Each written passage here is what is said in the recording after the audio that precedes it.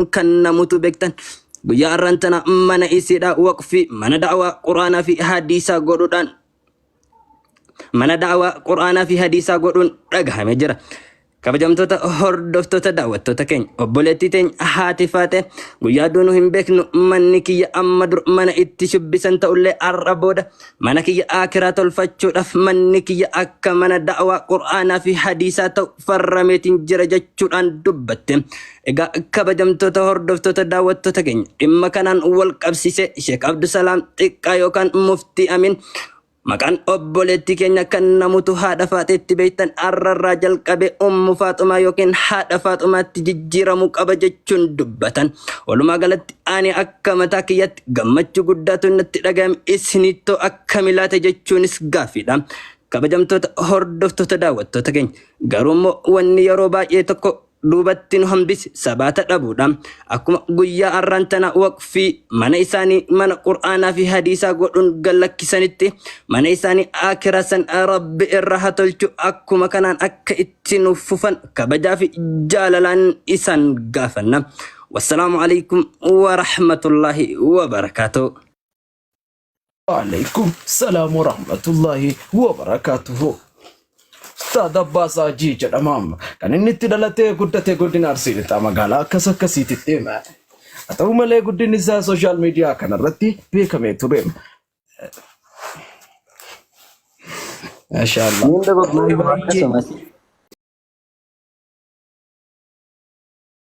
Kabajamtootaa fi dhaggeeffattoota keenya kun kan isiniif darbaa jiru TV OBS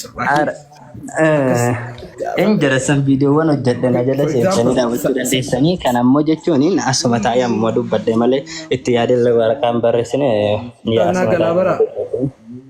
Taasnaa galaa wanni isin jetta yaada qabu isinii kennaara viidiyoo keessanillee dhaggeeffadheetu yaada qabu bakka nan mul'ate haguma wal jaalannurra maal taata yaa Qattilu waan jedhan akkasii bara lafeetiyya. For example amma akkuma jalqabe isiniin jedhe kana qalama dhoysaa orni geessinirra kaa qalama mirqaantani maal goon argaan jiru barani like amma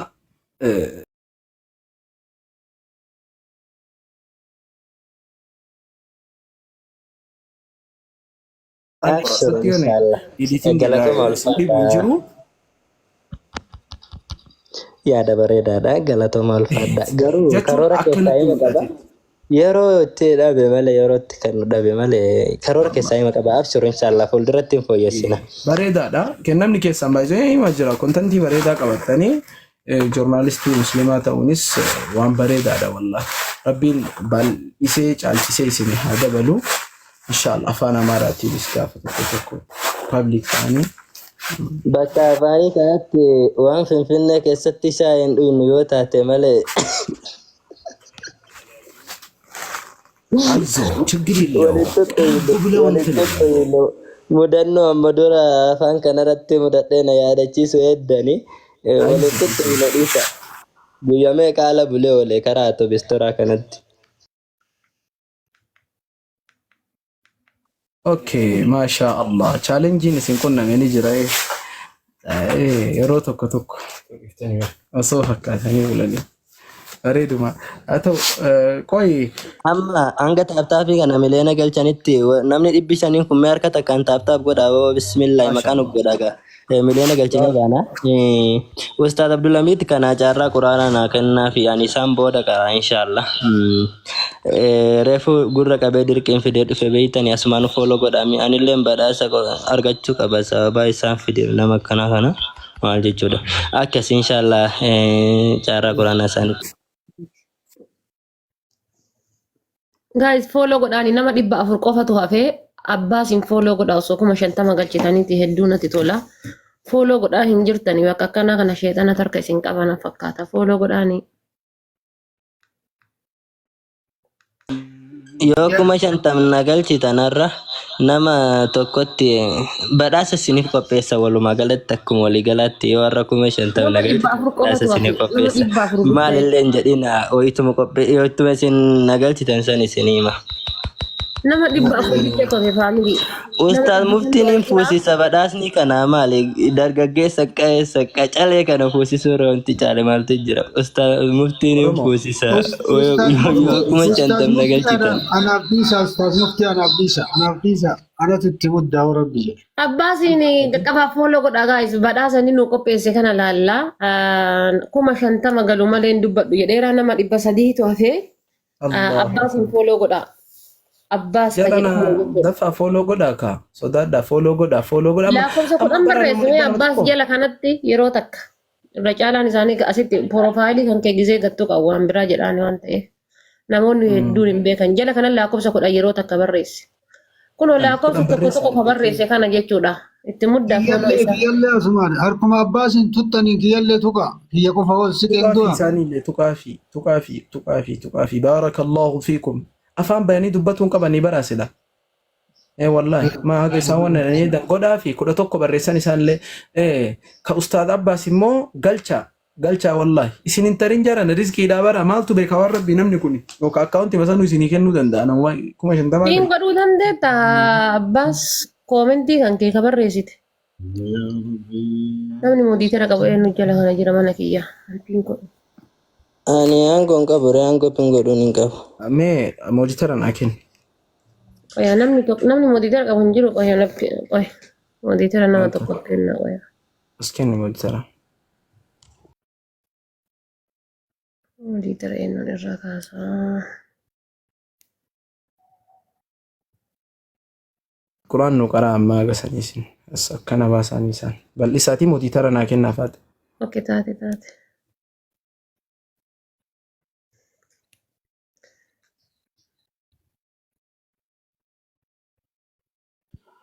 Carraa Quraanaa kana suunaallee kennitanii hedduu itti gammada. Haa ta'uuti mee Wallahi ani iyyuu turte eeggachaa ture. ذواتا أفنان فبأي آلاء ربكما تكذبان فيهما عينان تجريان فبأي آلاء ربكما تكذبان فيهما من كل فاكهة زوجان فبأي آلاء ربكما تكذبان متكئين على فرش بطائنها من استبرق وجنى الجنتين دان فبأي آلاء ربكما تكذبان فيهن قاصرات الطرف لم يطمثهن إنس قبلهم ولا جان فبأي آلاء ربكما تكذبان كأنهن الياقوت والمرجان فبأي آلاء ربكما تكذبان هل جزاء الإحسان إلا الإحسان فبأي آلاء